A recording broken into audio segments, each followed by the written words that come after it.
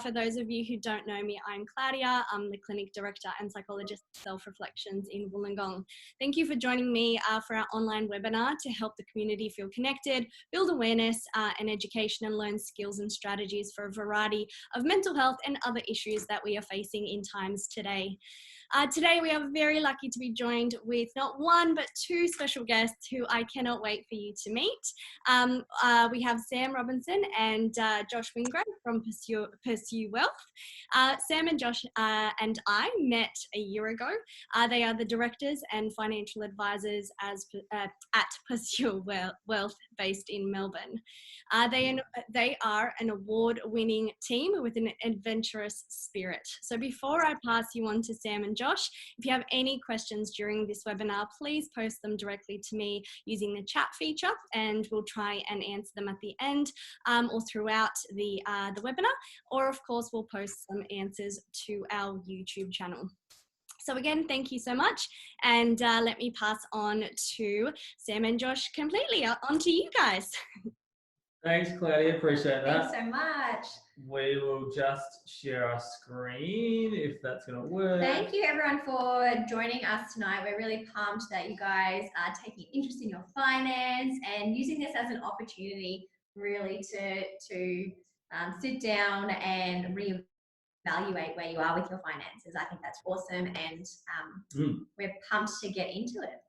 Yeah, so what we really wanted to do is go through today and discuss some of the things that are available now with COVID-19. So if that's to do with businesses or individuals with like government-related incomes or grants, but also then the opportunities that are available when it comes to the situation that we've got now. So really it's about making the most of COVID. Even if you're working full-time, maybe just take a little time to have a break and enjoy a little bit more downtime being staying at home. But so as a way of introduction, thanks for that, Claudia. My name is Josh Wingrove and this is Sam Robinson. And together we founded Pursue Wealth about 5.5 years ago. So, which is good. So we're based in South Melbourne. We work with motivated individuals to help them achieve their dreams. So we look at all things financial. But a little story about me and how I got into finance is basically I'm from a small country town in South Australia. And I took an interest in finance when I was quite young. I started investing in shares when I was 18. I bought my first home when I was 23, and I just really loved everything to do with finance. But the reason that I realistically enjoyed finance the most was I just was on a passion really to make finance fun, because a lot of people I found were scared or daunted when it came to finance, and I just really wanted to make it fun and make it understandable really, because a lot of people just put their head in the sand, but I wanted to make sure that was a fun process for everyone. And that's what we try to do at Pursue Wealth. Cool. So as with anything to do with finance, we do need to make sure that you guys are aware that this is general advice only. Nothing that we talk about today takes into account your own personal financial situation. So if you are going to act on anything that we talk about, make sure that you do consider whether it is appropriate for you.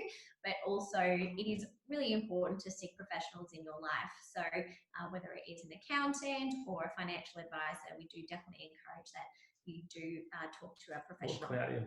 Or Claudia. Maybe not about finance, but for everything else, definitely Claudia. So I think a lot of the time people question, well, what is it that a financial advisor can actually assist you with? So it is really important to understand what part we play in your life and in the process of finances. Accounting and financial advice can work hand in hand, but we do focus on very different things. Primarily, the thing that financial advisors work on is going to be about lifestyle planning. So getting a really clear understanding as to where you see yourself in the future. So what does your life look like in 5 years from now, 10 years, 30 years from now? What does that really look like? Where are you living? What are you eating for breakfast? Where are you going out to dinner? How are you hanging out with your friends? What are the things that you like to do for fun? Once we can get a really clear understanding, then we can piece together every part of your financial life to actually act as stepping stones towards achieving that. So it might be your cash flow management and budgeting. So getting an understanding as to your money in, money out, and what levers we have to pull to actually attribute to your financial success. getting control of your debt management. So whether that is eradicating bad debt or making sure that you are in control and are structured correctly when it comes to good debt. So that might be your home loan, whereas bad debt might be things like credit cards or car loans, personal loans, things like that. Investments and share portfolios. This is something that we utilize a lot in terms of assisting in fast tracking our members towards achieving their goals. Superannuation, definitely one of the topics that is forgotten about a lot, and people kind of put this on the back burner all the time, but it is really important. It is going to be one of your largest assets, and so it is important to ensure that superannuation is structured correctly, invested correctly, and we are thinking of it and it is front of mind, even if we are only 30. Personal protection, this comes down to ensuring that no matter where you are in life and what's happening with your health, that you are financially independent. So this might be things like income protection, life insurance, disability insurance, or trauma insurances, and we'll touch on those briefly as well. Estate planning, so we definitely by no means profess to be lawyers, but it is really important as we're growing your wealth. It's important to ensure that is protected and passed on appropriately. So having things in place like wills and powers of attorney to ensure that you have the right people receiving your money if something was to happen to you, and the right people helping you make financial and medical decisions if you are unable to make them for yourself.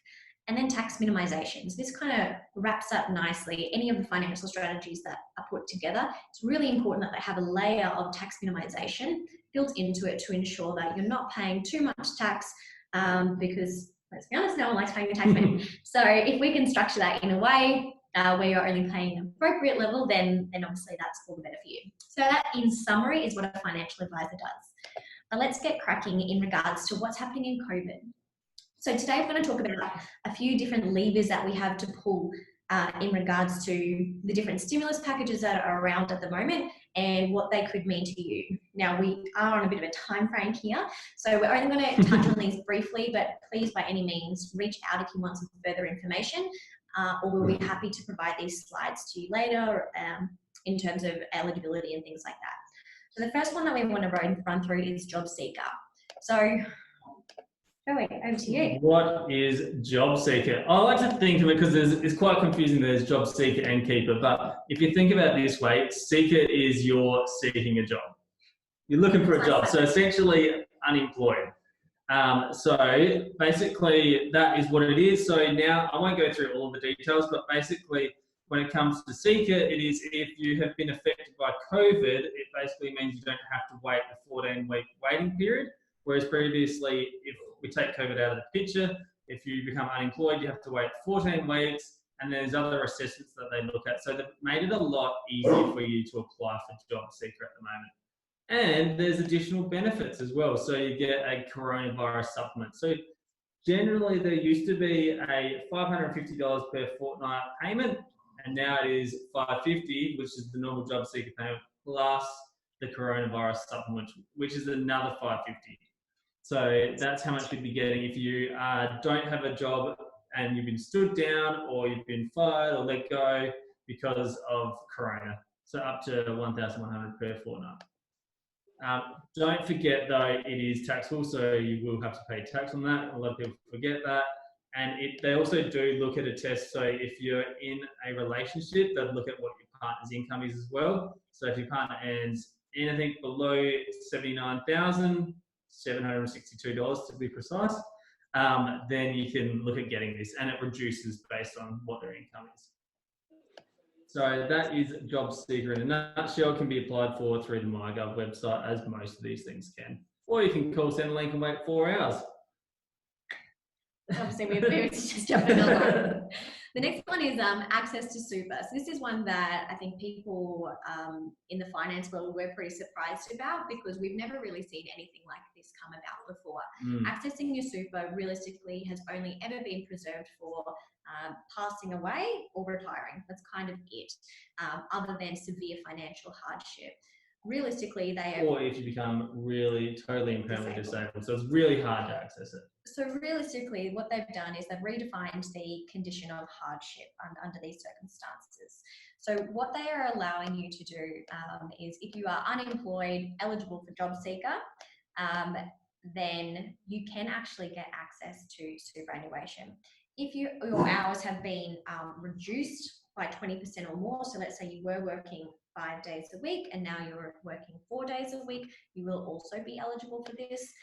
Or if you're a sole trader, sorry, this is our puppy barking under here, so my apologies. He's not getting attention. We're trying to keep him Access to Super's getting all the attention. We know him. Sorry, or a reduction of turnover for a sole business or suspended business of over 20%. So if you do meet any of these eligibility criteria, you are actually eligible for up to $10,000 before 30 June. So that's within this financial year. And then within the next financial year and before 24 of September, you would be eligible for an additional $10,000. Now, these aren't accruing amounts. So if you don't utilise the $10,000 before 30th of June this financial year, you won't be able to access it and accrue it for $20,000, let's say, in the next lot. So it is important to actually access it when you need those funds. So maximum of $20,000, it is tax-free. And it won't be assessed when it comes to eligibility for additional Centrelink benefits. And you obviously can nominate a lesser amount. So for example, if you only worked out your budget and you realise that you only needed $5,000 actually to be able to survive the next, say, 6 months comfortably, or whatever period that you need those funds to last, then definitely only access the smaller amount. So you can apply for this via the MyGov. Do not go to your superannuation fund about it because it is all controlled through the MyGov website. You do need to put in through a self-declaration of eligibility. So you will need to say, hey, yes, I have actually genuinely been affected by COVID and my hours have been reduced, or whatever your eligibility is. Otherwise, they are really hefty fines. So I would suggest 12.5 grand. Yeah, so you're only taking 10 out. Make sure that you have actually had your income reduced and can meet the criteria. So once you actually go through online onto your MyGov, they'll say, well, these are the superannuation funds that you had at 30th of June last year. Please nominate an account that you wish to deduct the money from. You nominate which one. And then you nominate the bank account where you want the funds to be paid, and then the ATO will be the ones to contact your superannuation fund on your behalf, so you don't need to do anything further there. It all sounds really good. In theory. Yeah. So the considerations with accessing superannuation are pretty steep, realistically. Things like insurances within superannuation, life insurance, disability insurance, and income protection are usually automatic insurances that you would hold within your superannuation. So for example, if you were to contact your super fund, withdraw some of the money, or even all of the money that is within that fund, then realistically you don't have enough in there to pay the premiums of your insurances. So all of a sudden you are now no longer covered for if something was to happen to you health-wise. The other considerations is if you have withdrawn your balance to less than $6,000, the government actually cleans up these super funds every year and says, well, if you've got less than $6,000 on your behalf, we'll assume that you don't want the life insurance because it's taking up all of your balance. So we're going to cancel it on your behalf. So that's unless you actively nominate it. Otherwise, if you don't have the efficient balance in there to actually fund the premiums, then again, we're going to end up in trouble where insurances that you may genuinely require are going to get cancelled. It's really important that you consider insurances when you're looking at your superannuation. The other thing to take into account now is with the market at the moment, you would have seen that there's on the news and everything else, that the market's kind of taken a big dip. So if you're taking money out now, you're basically crystallising the losses as well. And Sam will touch on that, how that's going to affect your overall retirement. Yeah, so the other big impact is obviously we're missing out on compounding interest. So we understand that genuinely some people do need to access their superannuation because they need additional funds to be able to meet their living expenses right now. However, if you're taking funds out just to utilise on lifestyle type things, such as, I don't know, buying, I don't know, new pair of shoes, it's what I always say. Josh says I talk about shoes too much. Non-stop. Okay, all right, something for your car or something that's more of a lifestyle asset opposed to a genuine need, then realistically you're going to miss out on massive amounts of compounding interest and obviously depending on your age as to what that's going to look like over time. So for example, if we're talking about a 37-year-old, they've got 30 years until retirement. If they took out, let's look at this column here, $20,000, that would actually equate to $115,000 that they're missing out on at retirement, which, as you can imagine, is going to make massive impacts to their retirement funding, especially when we rely so heavily on the government at this point in time.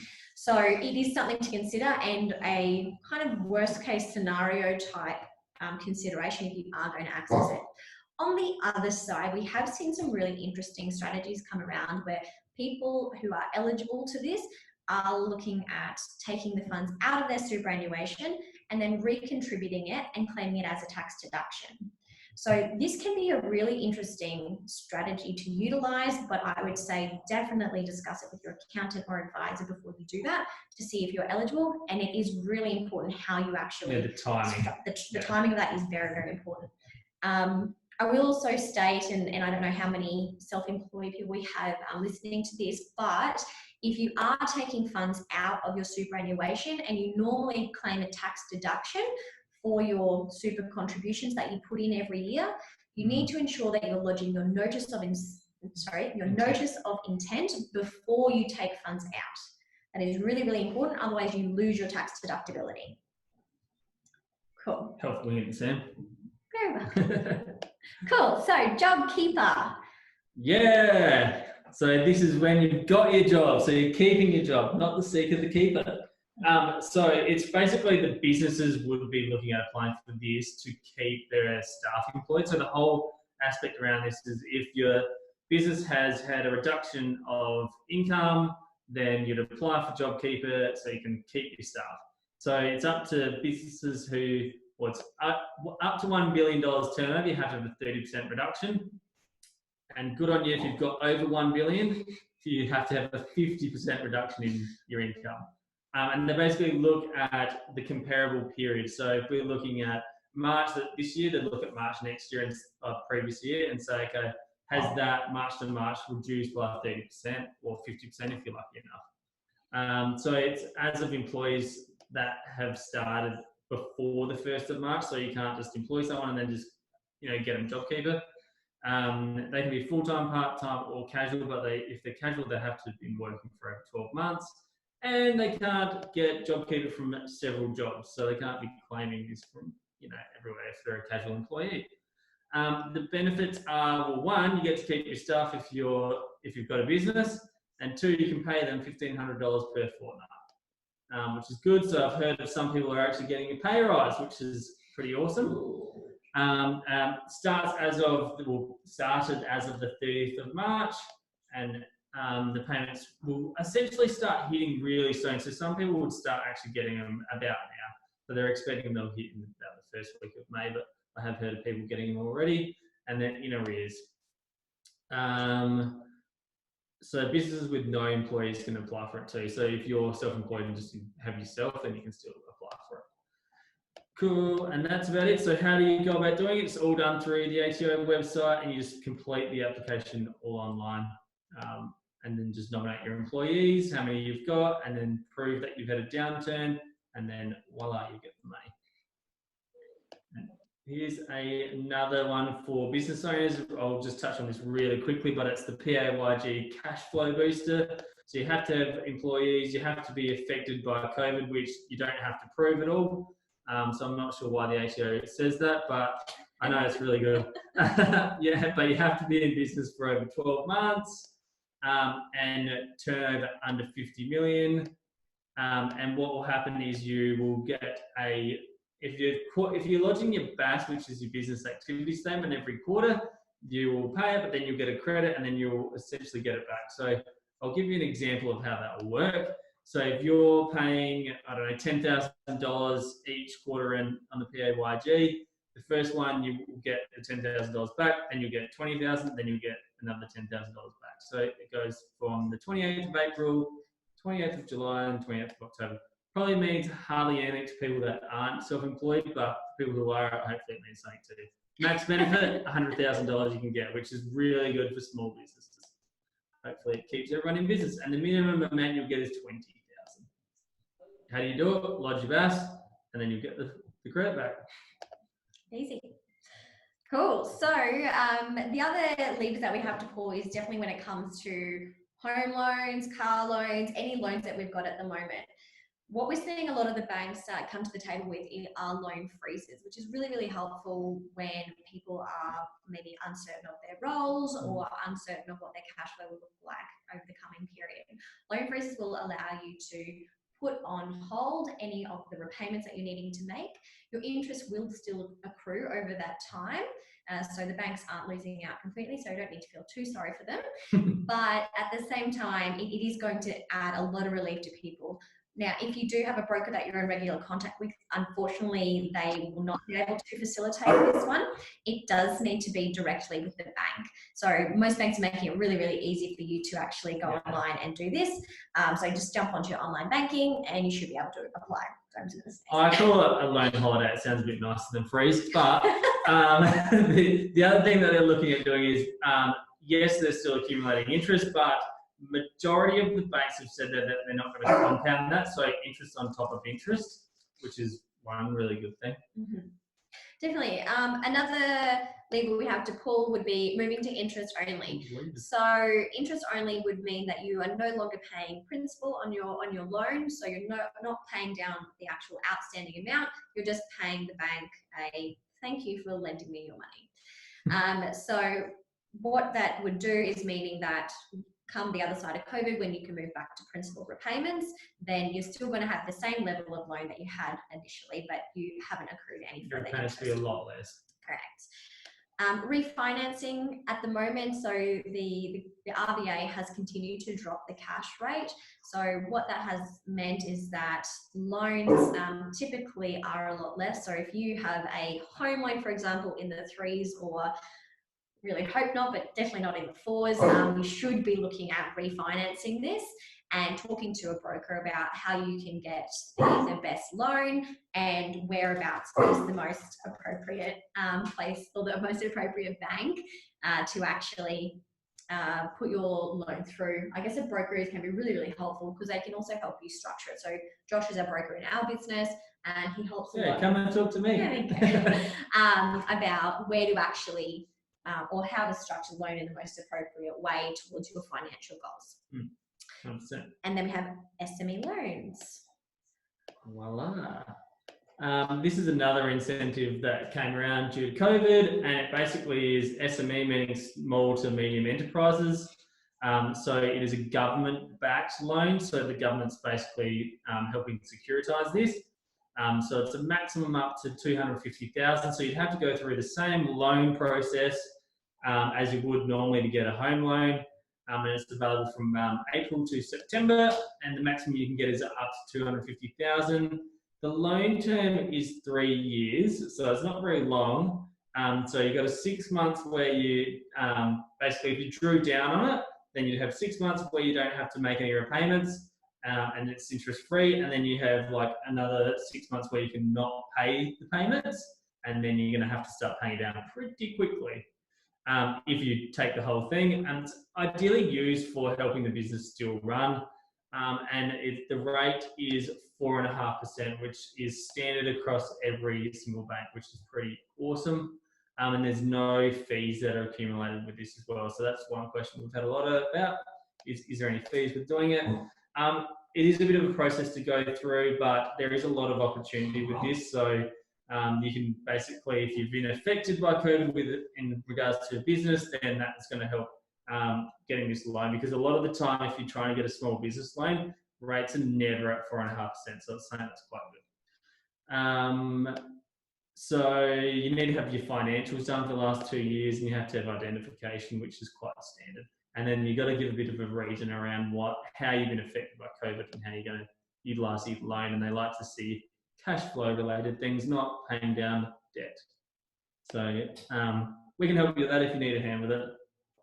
Now it's more around opportunities that we're seeing in regards to things that are happening. So more exciting things, I think.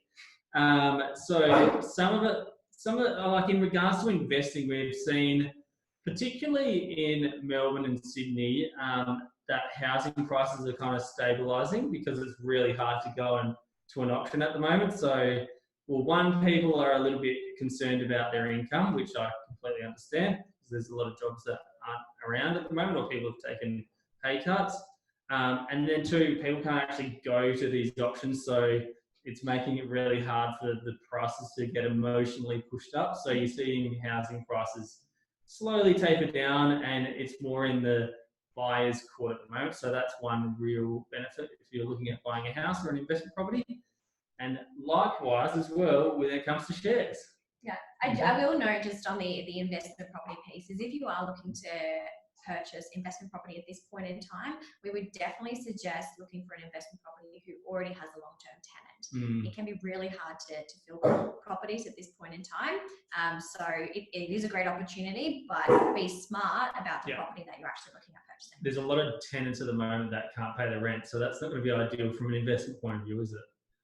So that makes sense. Good call. And then when it comes to the share market, so this is in Australia and overseas, you've seen a huge decline, which now they're saying, and it could potentially go slightly further, but because the declines happened, it means that if you were to now look at purchasing, you're buying shares or a share in a company at a discounted price. So now if you're looking at investing, it could be a good time as long as you've got a long-term time frame, because it's going to be a bit of a roller coaster, and it could be for the next 2, 3, 6, 12 months. We don't know yet. No one really knows. I'd like to say you should do it now and then you'll be fine in a month, but don't have that crystal ball. So when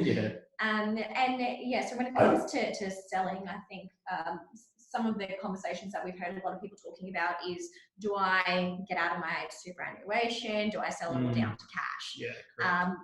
Realistically, and obviously this 100% depends on the situation that you're in, but majority of the time, it is not an ideal time to be moving your investments. So like Josh said, I mean, it's kind of that sheep mentality, right? Because everyone else is doing it, we see a lot of fear. So your favorite Warren Buffett quote. Yeah, be fearful when others are greedy, and be greedy when others are fearful. Yeah, that's something to live by when it comes to investing. If investing. you don't know who Warren Buffett is, feel free to talk to me. I'll talk about it for years. Yeah, my gosh, you'll never get out of it. Cool. So realistically, another thing to do, but this is beneficial at all times, but especially right now, getting an understanding on your cash flow is just so important. So what we see a lot of the time is, people get their wage, hit the bank account, and then they have one bank account to pay for all of their different expenses, and it's really hard to actually track. What we like to see is grouping together of different expenses that you might have. So it might be all of your lifestyle expenses, all of your fixed bills, and all of your fun luxury type expenses. Once you have a really clear understanding of that, and we're really happy to share something that we call a spending schedule, which is a way to actually track all of your different expenses. It's a fun way to say budget. So realistically, sorry, let me go back. Sorry guys, got a bit excited. You tend to get excited when it comes to budgeting. Yeah, I know. So our computer's having a little freeze here. It's all right while it thinks. What it's doing is a way to actually break down all of your expenses. Cool. So you get paid. Jumping around all the place. You get paid each week or month or however you do it into a. Thank you, darling. You get paid each week into your bills account where you might have all of your fixed expenses, and then you break that down into multiple different accounts. The opportunity that we're seeing right now is that we can't go out to bars. We don't really have a whole lot of discretionary expenses. So if you're in a role where you're getting a sustained income, then now is an awesome opportunity to actually look at either saving, building up emergency funds or different goals that you're working towards, or like Josh said, maybe even considering investing. So because our discretionary expenses is so low, why not make the most of this opportunity and actually funnel those towards something else? Now, most important thing that we always discuss is definitely ensuring, and obviously this is just an example account, is an emergency account. So making sure that you have enough funds sitting there in cash, enough liquidity within your portfolio, so that if something was to happen, let's say COVID, perfect example, then you've actually got some cash sitting on the side that you know that you could rely on should you need to access that. If something was to happen to your job, or you needed to give some money to the family, or whatever that exact scenario is, you've always got an emergency fund sitting there and some liquidity within your portfolio. So super, super important. You want to go for this? No, this is you. Oh, You're me. good at this, yeah. Cool. So when it comes to insurances, these are the 4 different types of insurances that are available in Australia for your person. So first one is income protection, and realistically this is one of the highest claimed insurances within Australia, and it's paid out if you're unable to work due to accident or illness over a certain period of time. So let's say I have a car accident and I'm unable to work for 6 months while I'm getting back on my feet. Then it would actually continue to pay me an income up to 75% of my existing income, so that I would be able to pay all my expenses and be able to focus on getting better rather than freaking out about my finances. So that's income protection. One thing to know, a question I've got a lot about COVID is, can I claim an income protection if I've got COVID? Yeah, so income protection is for accident or illness, and given COVID is an illness, then realistically, yes, you can claim. Usually an income protection will have a waiting period that is over, say, 4 weeks. So unless you cannot work due to COVID for over 4 weeks due to actually having COVID, then that is when your income protection would kick in. But if you've been stood down from your work because of it, unfortunately not, no. Total and permanent disablement. So this is, I guess, the more severe version of an income protection. So if you're unable to work due to being completely disabled in an occupation that you're duly qualified in, then you would get paid out. So this would have to be quite severe. Life insurance is if you pass away or become terminally ill. It's a lump sum of money that would get passed on to your family to pay any residual debts, funeral expenses, etc. And then trauma insurance is for critical illness. So if you were to have something like heart attack or cancer, stroke, multiple sclerosis, just on diagnosis of any of those really hard conditions, then a lump sum of money would get paid out, and that should be able to help you with making repayments on any debt, being able to focus on getting the best medical cover that you possibly can, and getting back on your feet ASAP. Cool. And that's basically everything we've gone through. I know we've only got a few minutes left. We tried to speak really fast. Yeah, we did. We could talk about all of this for days. So, yeah, so I hope we covered off enough. Yeah, if anyone's got any questions, we're more than happy to have a chat to anyone about it. There's actually one. So someone posted that they are on JobKeeper, but they are getting less than $1,500, and just were wondering whether that is actually legal. I don't think it is, so, from what I've heard, but it gets paid to, I don't know if it's legal or if it's more of a it's more right thing to do. It's more taboo, realistically. So the $1,500 is paid to the employer, and it is practically at their discretion to pass it on, unfortunately. Realistically, I would be going back and asking for $1,500 because they are getting paid it. The idea of it, or the concept behind it, is one, they get to hold on to an employee, but two, we're stimulating the economy. So if you're getting $1,500 and that money is going back into the economy, helping other people in other roles, and that's kind of how this system kind of works. So the idea is that they should be passing on the full $1,500 to you. Yeah. The other question we have is, can life insurance, TPD, income protections and trauma insurance, can they be paid via super fund? Oh, good question. Great question. I like that. So your life insurance, TPD and income protection can be funded through your superannuation. Trauma insurance is something that can never be funded through super. Important thing to note about that is total and permanent disablement and income protection definitely have really different underlying definitions. So when you pay for it from your superannuation, you're getting quite a basic type cover. So what you're able to do is actually add on a little, I guess, a bridge or a little top up, I guess, which allows you to pay for the better definition component outside of, I guess, out of cash flow. So make sure that you've got awesome cover, you're definitely going to get paid out when the time comes, but you're still funding majority of it through your super, which is a really tax effective way to do it. Yeah, it increases the odds of you getting it paid if you pay for a little bit outside. Yeah. So it doesn't have to meet the superannuation CISAC, which is regulations. Just a quick note on that as well, something that we're pretty passionate about is if you have insurance that you haven't gone through medical underwriting on, so you haven't actually answered a whole heap of questions about your previous medical history, then chances are it's not very comprehensive cover. And this is kind of where you see all this, 60 minutes type stuff on why people didn't get paid out. It's usually because it's really basic and that the definitions, and it might not actually cover you for what you think it's covering you for. Yeah. So really important to speak to someone about that. You get what you pay for in life. Pretty much. Fantastic. Well, thank you so much for taking the time out. Any further questions that will be sent through, of course, we will add it to our YouTube channel. Thank you, Sam and Josh, for taking the time out. I really, really appreciate all your knowledge and just your beautiful way of explaining everything. So I really do appreciate that. And I look forward to catching up with you at another time.